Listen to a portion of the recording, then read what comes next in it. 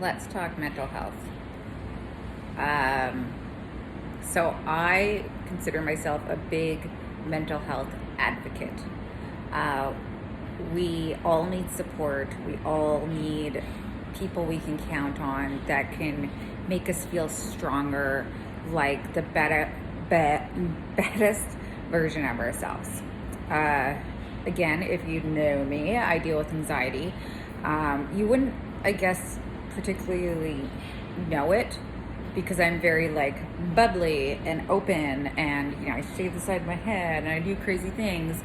Um, but like this is me dealing with that at the same time. You know what I mean? Like shaving my head is because I can't, like, my anxiety doesn't allow me to do certain things, like have the same haircut for too long, or have the same look for too long.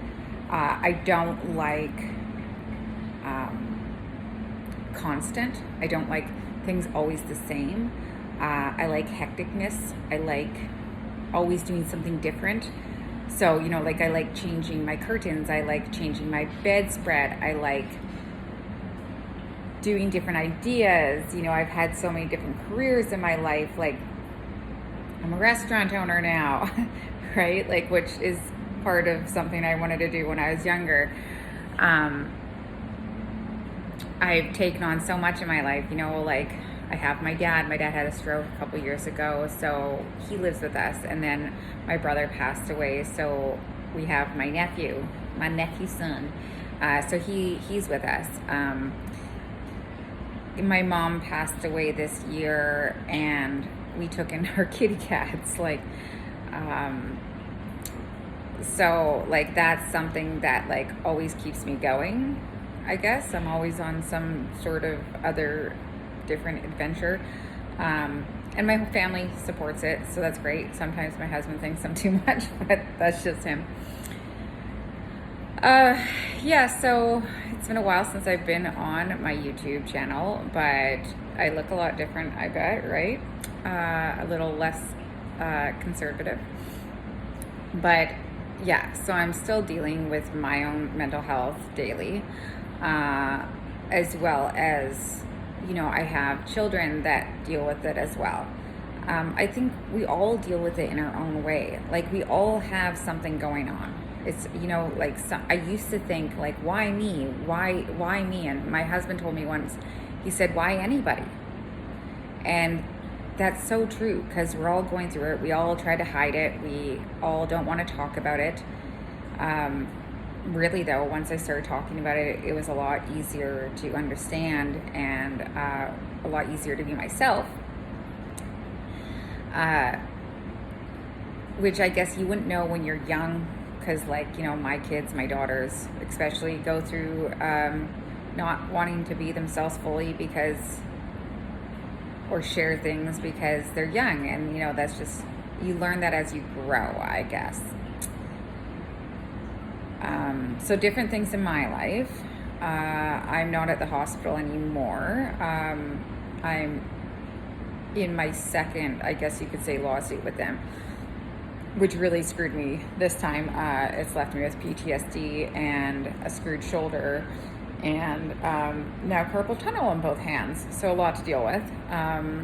Other new things in my life is my mom died in October 2022. So that was a huge loss for me, a huge loss. I've always been the caretaker of my parents. So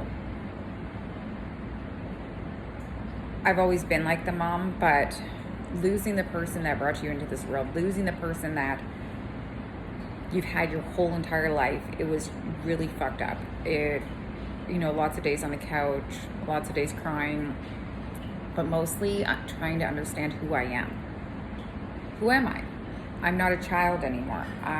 Like, I have my dad, but my dad is more my child because he's had a stroke and he's just like one note, has no emotion, doesn't get out of bed. So in my way, I was like, how am I?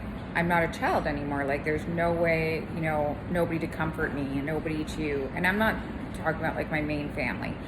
Like, you know what I mean? But like the people, my four I grew up with,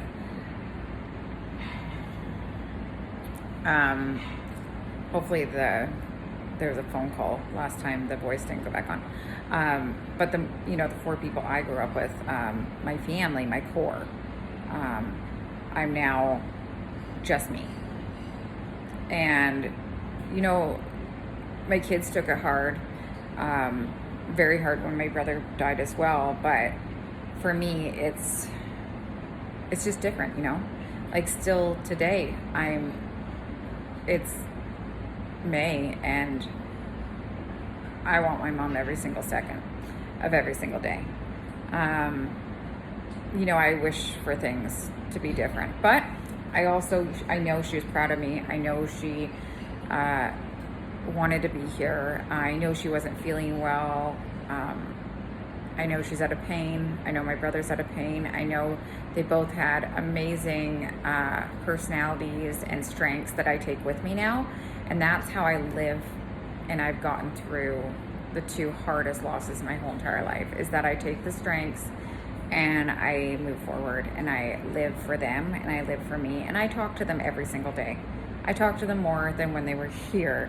And I think, we need to normalize that. We need to normalize sitting in our car speaking to the people that died, because they're still with us. And that's something that totally helps me, is when I'm really stressed out, is that I just talk. I talk to my mom. I cry to my mom, mostly my mom right now, but my brother as well. And I look for signs, because they send me signs that they're with me. People might not believe in that stuff, but I do. So that's a little of what's going on in my life now. Oh, I own a restaurant. It's called Tachos in Victoria, BC. It's pretty popular, so pretty proud of that.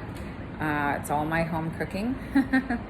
My kids work here. My husband works here. My husband also works full-time in another job, but hopefully not for too much longer. I say a lot still. But yeah, I'll talk to you guys soon.